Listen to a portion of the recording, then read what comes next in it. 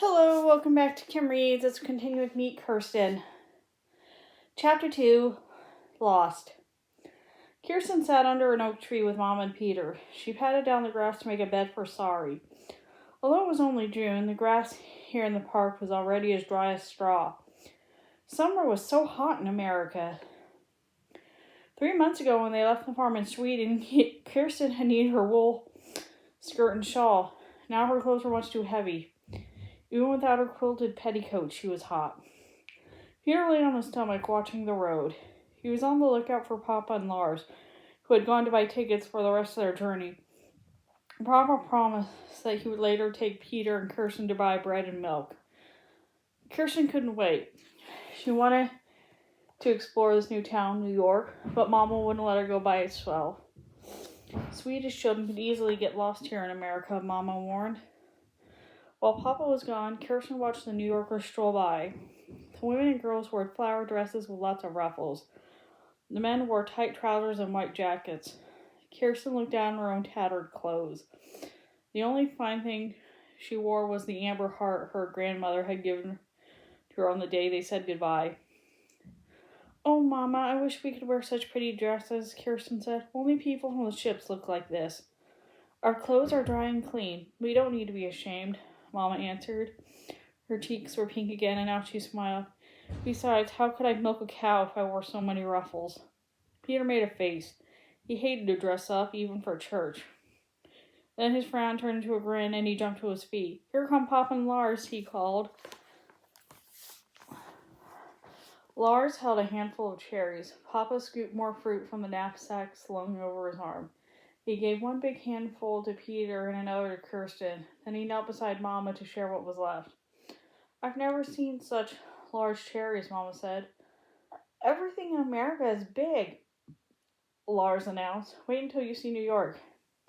"And there will be more to see tomorrow," Papa added in a hearty voice. "I just bought our tickets for the trip west. We leave tomorrow morning."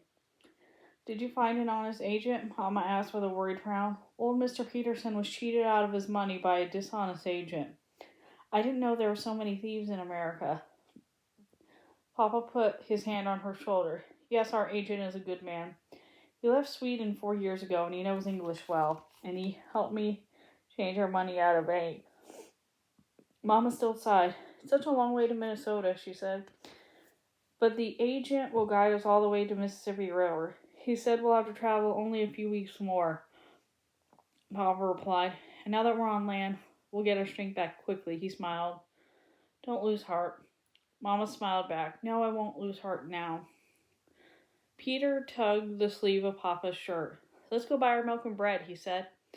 Mama handed Kirsten a milk pitcher. "Stay close to your father," she warned Kirsten and Peter. "Remember, you don't speak English yet." Papa took Peter's hand as they walked along the wide, crowded street called Broadway. Kirsten skipped beside them. She held the milk pitcher in one arm and Sorry in the other. Kirsten had never seen so many horses, so many wagons, buggies, carts. Men and women filled the sidewalks.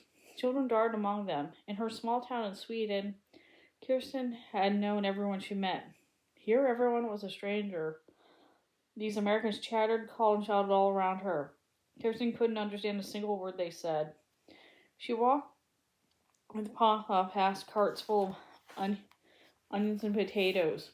Chickens and ducks fluttered and squawked in their coops as they waited to be sold. "Papa!" Kirsten begged. "Slow down, I want to look around." Now there were candy stores, shops that sold tobaccos, candles, tinware, cloth, everything.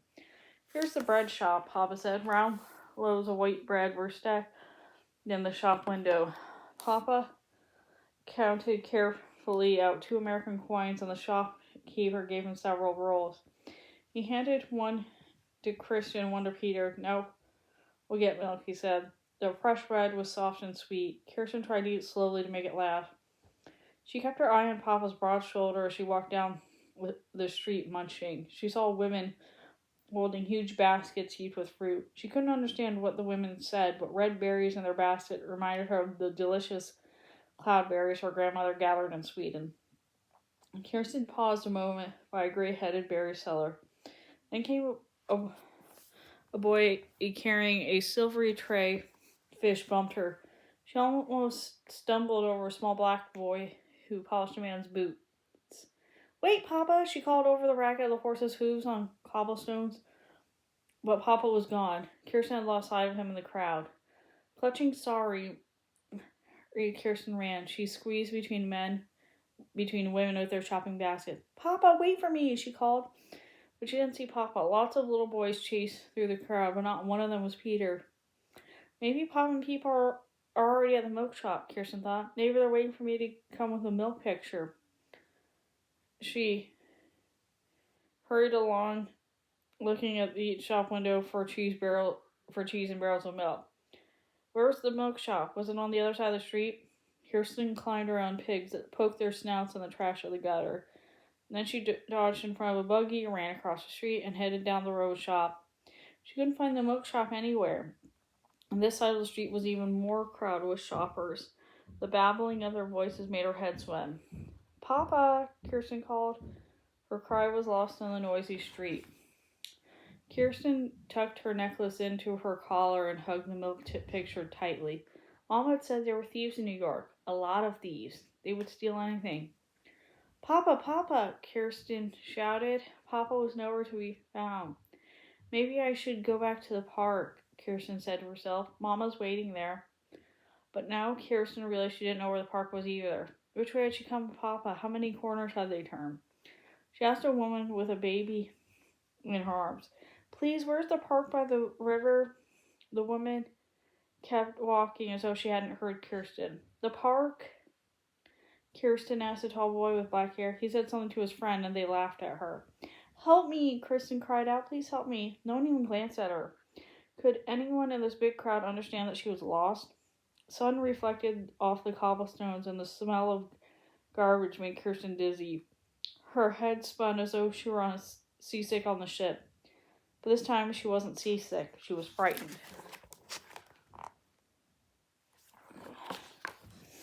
What if she couldn't find Papa? What if she couldn't find the park and Mama? What would happen to her in this huge city if she couldn't find her family? Again, she began to run. She stumbled and jumped into barrels. When a dog nipped at her ankle, she didn't stop running. Now she was on a different part of the street where rough-looking men in bloody aprons sold wild game and meat. Gutted rabbits, squirrels, and deer hung from poles. Sides of pork dangled from sharp hooks. The bugs of flies hummed in her ears. She headed back the other way, but she seemed to have turned onto a different street. The houses were all crowded together, and there were no shops at all. Papa would never look for her here, and every turn she took might lead farther from the park where Mama was waiting.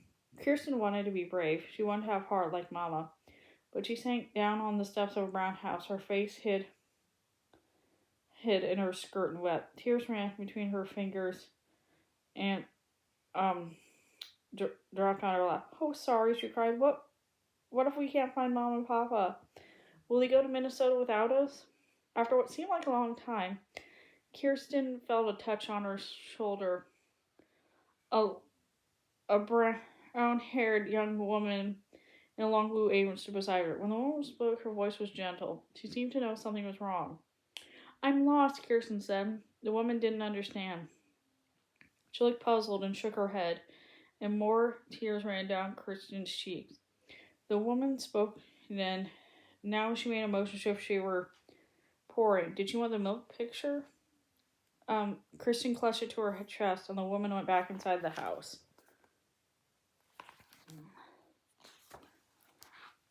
Sorry, what will we do? Then the woman was back. This time she held out a tin cup of water. Gracefully, Kirsten drank until there wasn't a drop left. Tack, she said. The woman smiled on the step. She understood thank you, but how could Kirsten tell her about Papa and the milk shop and the park near the ship where Mama was waiting? How could they understand each other if their words didn't match? Hopelessly, Kirsten traced the dust at her feet with her fingertip. Then she had an idea. If she couldn't talk, maybe a picture could talk for her. Carefully, Kirsten outlined the ship of the Eagle in the dust. Then she drew two big sails out of the ship. She pulled out the corner of the woman's apron and pointed to her drawing. The woman smiled when she saw the picture. Quickly, she locked her door, put the keys in her apron pocket, and motioned for Kirsten to follow her. At the end of the street, they turned into a smaller lane. After more turns, they were beside the river where the ships were docked. Far ahead, Kirsten could see the tall oak trees of Battery Park, and there was the Eagle tied to the dock. Kirsten ran. She saw the path leading into the park, and at the top of the path, she saw Mama and Papa.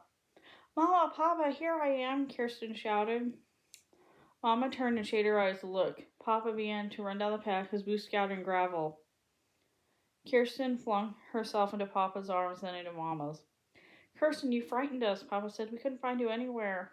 "I thought you'd leave New York without me," Kirsten whispered against Mama's neck. Mama's shoulders smelled wonderfully of soap and dry grass.